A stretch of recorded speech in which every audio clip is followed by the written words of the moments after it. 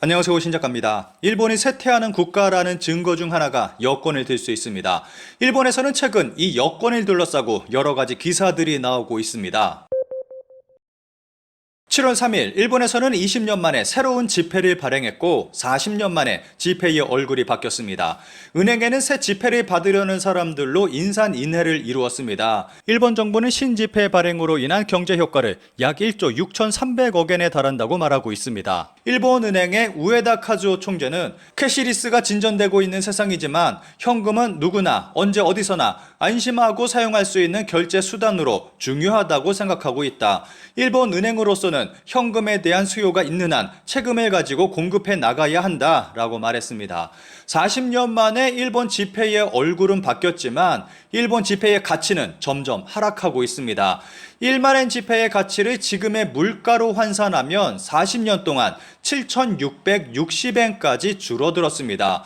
버블 시대를 기억하는 중장년층은 1만엔의 가치가 체감상 절반까지 줄었다고 말하기도 합니다. 40년 전에는 1달러당 250엔이었지만 1985년 플라자 합의 후 엔고로 급격히 전향했습니다. 그리고 2012년 아베노믹스 실시 후 다시 엔의 흐름이 바뀌기 시작했습니다.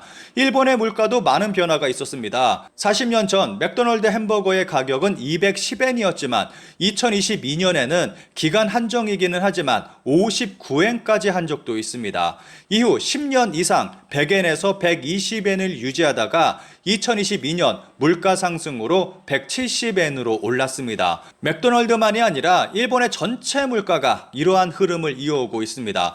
일반엔 지폐의 가치를 지금 물가로 환산해보면 7,660엔까지 줄어들었습니다. 전문가들은 물가가 불안한 것도 있지만 환율에 따라 춤추는 물가이기 때문에 앞으로 환율 변화가 중요하다고 말하고 있습니다.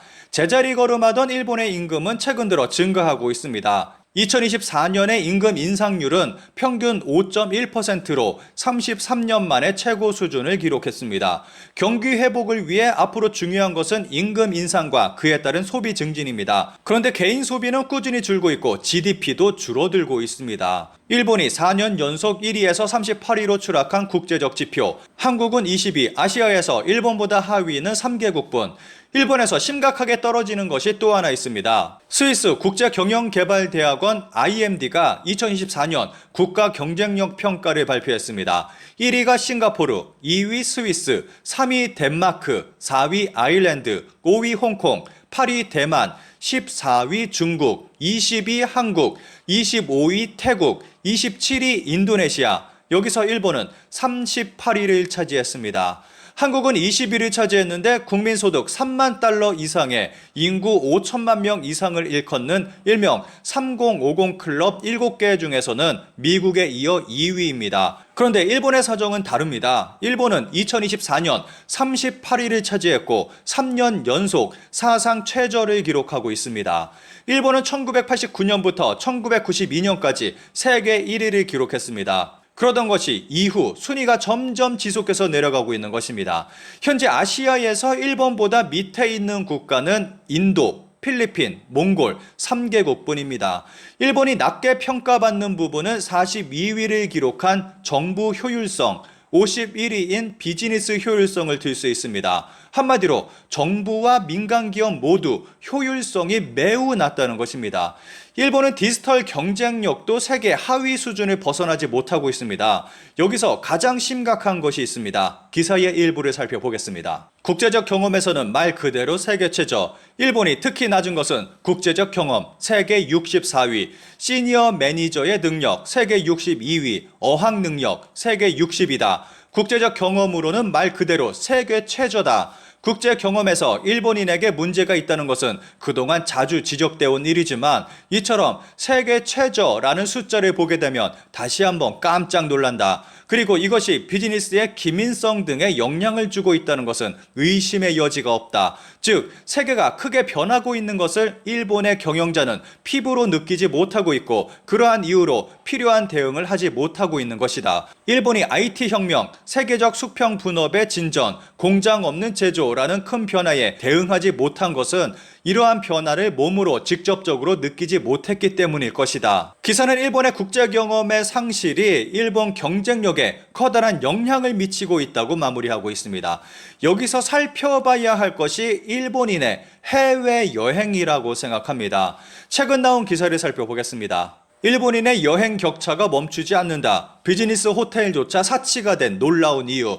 대부분의 일본인은 해외여행 못 가게 돼버렸다. 일본이 외면하는 슬픈 현실. 일본인은 이제 해외여행을 할 수 없게 됐다며 한탄하는 내용의 기사입니다. 일본관광청의 2024년 1월에서 3월 여행관광 소비동향 조사에 의하면 일본 국내 여행 소비액은 코로나 이전보다 13% 증가했습니다. 여행 수요가 회복하고 있다는 것으로 볼 수 있습니다. 그런데 일본 여행 대기업 JTB의 2024 골든위크 여행 동향 조사에 의하면 1박 이상 여행 가지 않는다라고 답한 사람이 73.6%로 이들은 경제적 여유가 없다는 이유를 들었습니다. 여행에서도 빈부의 격차가 확연하게 드러나고 있는 것입니다. 심지어 많은 일본인들이 10만 원도 안 하는 비즈니스 호텔의 숙박비조차 부담스럽다는 반응을 보이고 있습니다. 이러한 심리는 해외여행에서 더 강하게 드러나고 있습니다. 일본인의 여권 보유율은 2023년 17%에 불과합니다. 선진국 중에서 일본이 가장 낮다고 볼 수 있습니다. 반면 한국은 일본의 약 3.7배인 63%에 달합니다. 이 숫자로 알 수 있는 것은 해외여행을 하는 일본인은 극소수에 불과하다는 것입니다. 기사의 일부를 살펴보겠습니다. 이러한 데이터를 통해 짐작할 수 있는 것은 해외여행을 포기한 사람이 국내 숙박여행으로, 국내 숙박여행을 포기한 사람이 당일 여행으로 변경하는 등 비용을 중시한 여행 계획으로 하향 조정하는 케이스가 증가하고 있다는 가능성이다. 확실히 그런 구조가 있는 것 같습니다. 어쨌든 해외에서 국내로의 여행 변화는 틀림없이 일어나고 있습니다. 엔저니까 지금 안 가도 돼 라는 느낌으로 해외여행의 동기가 감소 경향에 있는 사람도 많은 것 같습니다. 또 경제적인 이유로 여행 전체의 비용을 줄이거나 같은 예산이라도 여행 일수를 짧게 할 수밖에 없다는 사람도 많을 것입니다. 일본인이 해외여행을 하지 않는 근본적인 이유는 경제적 여유에 있습니다. 많은 일본인들이 해외여행을 하지 않는 이유로 해외여행보다 일본 여행이 더 좋다, 일본에 이렇게 좋은 곳이 많은데 해외여행할 필요 없다 등의 이유를 내세우고 있습니다.